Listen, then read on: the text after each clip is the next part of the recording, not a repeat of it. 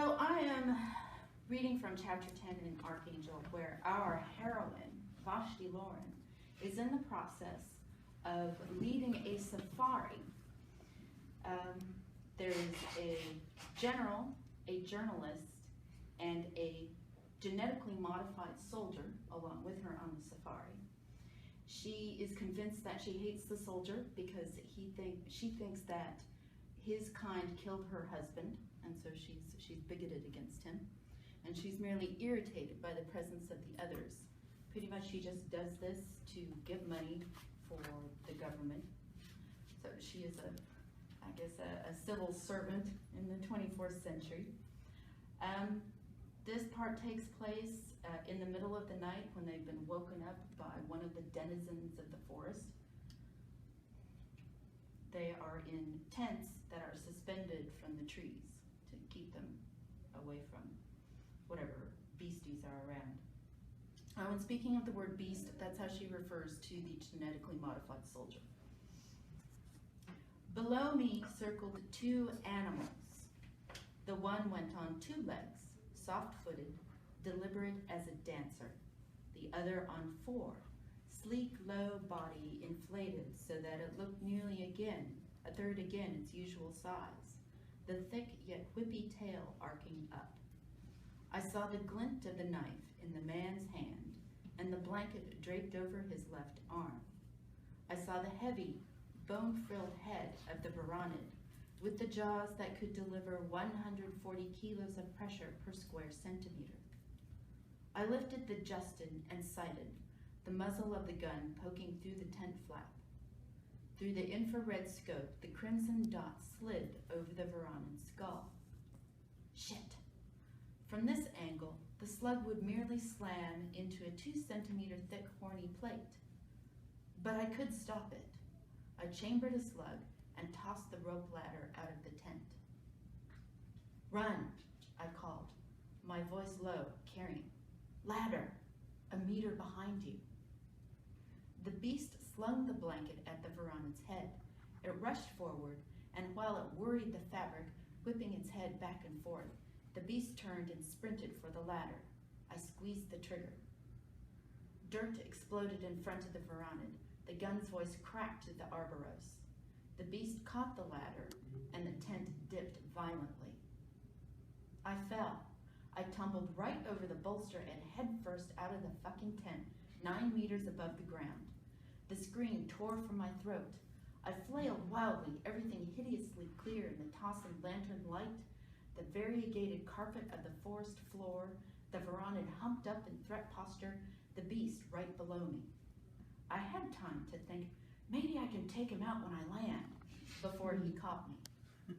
It seemed as if he reached up and plucked me out of the air, right as he threw himself back to lessen the shock of my impact. I felt the breath go out of him in a grunt, and then we rolled. Sobbing, I found myself on top of him, just as I had been in the med bay. I no longer held the Justin, but I had slept with the knife strapped to my thigh. I yanked it from its sheath. Christ! He flung up his hand. In all of the terror, disorientation, and unnerving sudden physical contact with my enemy, I was prepared to jam the blade right into his throat. With a phlegmy bellow, the Varanid charged. I had time enough to swing my leg up, across over the beast's head, and kick the Varanid right in the teeth. It seized my foot and began shaking me. My knife went flying. I had seen a Varanid do this with a Wulongari before, a thrashing motion designed to immobilize, if not actually break, its prey. Voices called above me, my clients. Either my fear or theirs garbled the words so that I had no sense of them. I thought the animal was going to tear my shin right out of its kneecap. I kicked it with my other foot, jabbing my booted heel at its nostrils. In my agony, I heard myself crying out. Something large moved in a blur to my left. The beast. He straddled the Varanid, crouched, and grabbed its upper jaw in both hands. He could not stop it, but he could slow it down. Slowly, slowly, he forced its mouth open. My foot slid within my boot. Lances of pain seared my knee and my ankle, but I jerked my foot free from the boot, and the boot itself slipped free. With a speed that made me sick to my stomach, the beast slipped his hands from his precarious grip and caught the reptile's jaws, both upper and lower, in a double forearm grip. Bubbles of saliva foamed and popped at the ends of its mouth. "We got it," the beast grunted. "What do we do with it?" The varanid scrabbled with its feet. The beast leaned back until the claws were off the ground. "Hold him," I panted. "Hold him." Knee yelling pain, I found the blanket that had briefly baffled the animal. Now I stood and managed to hobble across the short distance. Jia Dao was yelling in what I guessed was Chinese. I could not spare a look back to check on her and Bierce, but it sounded as if they were still in their tent. Smart. Let Bierce get all the footage he could if the damn thing could record in this light. The beast dropped to a half-lying, half-sitting position on the animal, bearing down on its head. Its thick tail beat from side to side, and I saw the thinner hide on its dun throat tremble with its muffled vocalizations. "Gonna wrap the blanket around its head," I said, snugly, "so it'll take some time to get out of it. Then you and I run for the ladder. You take the other fucking ladder, all right?" I tried not to touch him as I wound the blanket around the reptile's eyes, but it was unavoidable, especially the way my hands shook. Threading the fabric between his arms and his chest meant brushing against him. I felt my lips peeling back against my clenched teeth. I told myself the grimace was one of concentration. "Done," I said, when I'd sufficiently blinded the reptile and wrapped its upper jaws. "On my count, 3, 2, 1. For the second time in 24 hours, I found myself racing. For deadly stakes this time, and this time I hurt much worse. I made myself run as if I had 2 whole legs, locking the pain in my throat for the 3 meters to the ladder. "Go, go, you can make it just a bit more." The ladder hung tantalizingly out of reach. Fire sheeted the nerves along my left leg. I prayed that it held me for a moment more. I heard the varanid grumbling behind me. With another jarring stride, the ladder loomed in front of me, and I jumped for it. My fingers felt too weak to grip. I got my good foot braced on a rung 1 meter above the ground and wound my arms through, hugging the ladder as if I were a lemur on a storm-tossed branch. Gasping for breath, I was content for the moment to stay there. The beast I saw had not made it much further up his ladder. He was watching me, not the varanid. Smart man. The varanid would leave. It was clawing the last of the blanket from its head. But I wouldn't, and my knife and my rifle lay like grim treasures in the leaf litter.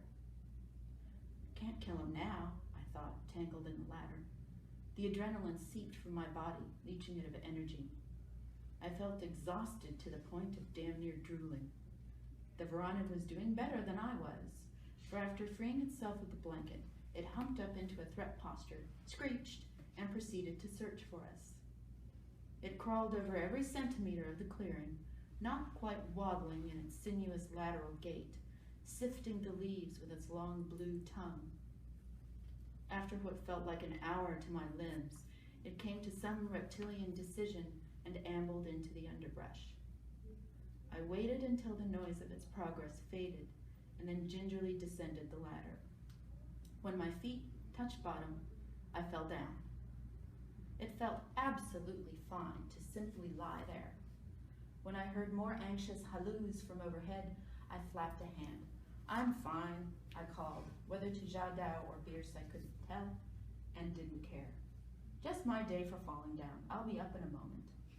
"What the hell was it?" Bierce, more excited than concerned, I thought. A neutron star had replaced my knee, hot, dense, pulsing. When I started to sit up, my stomach rebelled, and I lowered myself back to the ground, shaking. "Tough girl. You want to explain to Ubi why they had to choke up a refund?" "Give me a minute," I hollered. I rolled my head to the left and saw the Justin merely a meter away. Relief washed a good deal of the nausea away. I rolled over and grabbed him, the way BB might grab her cuddly toy. And when I heard the footsteps behind me, I swung back and up to a sitting position, shortening my grip on the rifle, the muzzle pointed at the beast. He looked tired. He spoke, and for the first time, I heard an identifiable emotion in his voice. "Yeah, you got us. Now let us look at that knee." He dropped to a squat in front of me. I tracked him with the rifle. "Don't touch me," I said. "You leave the remote up in the tent? A slug with your number on it works just as good." He ran his hand over his face, a gesture I'd seen him use once before in his cell.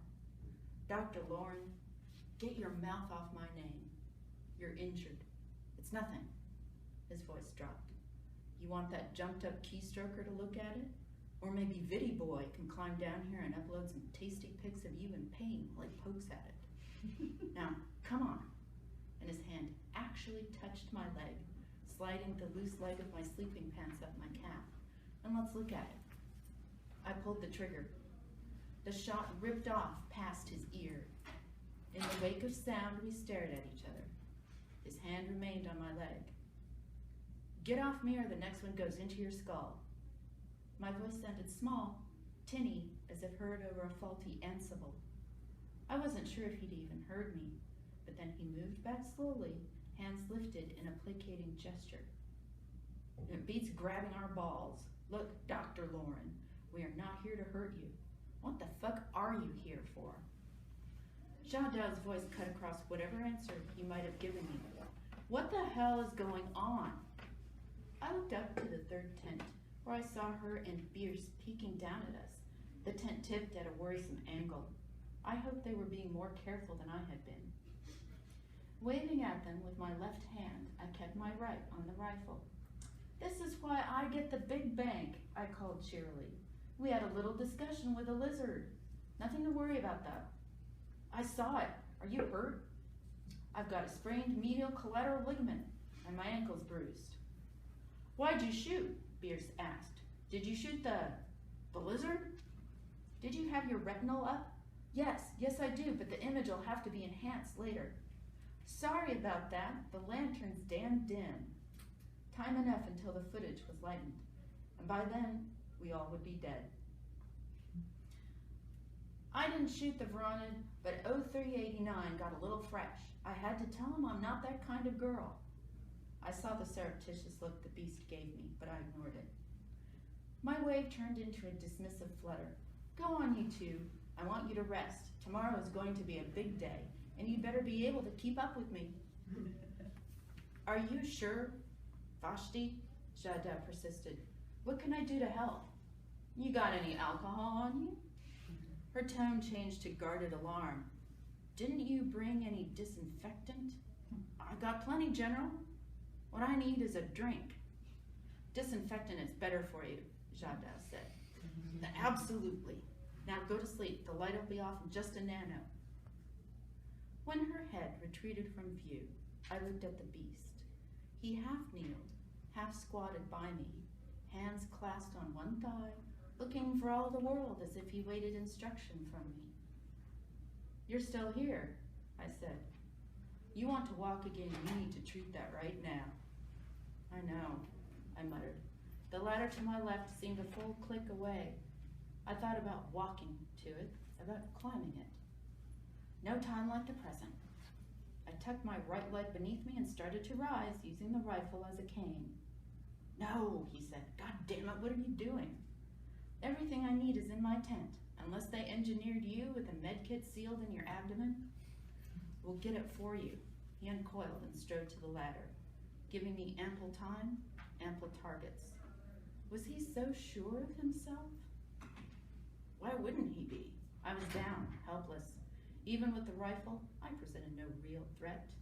If he really wanted to kill me, he would snatch the rifle out of my hands, bash me over the head with the stock, rape me or torture me or both at once, whichever fired his laboratory-assembled synapses. He could slaughter me by half a dozen methods I could think of in a heartbeat.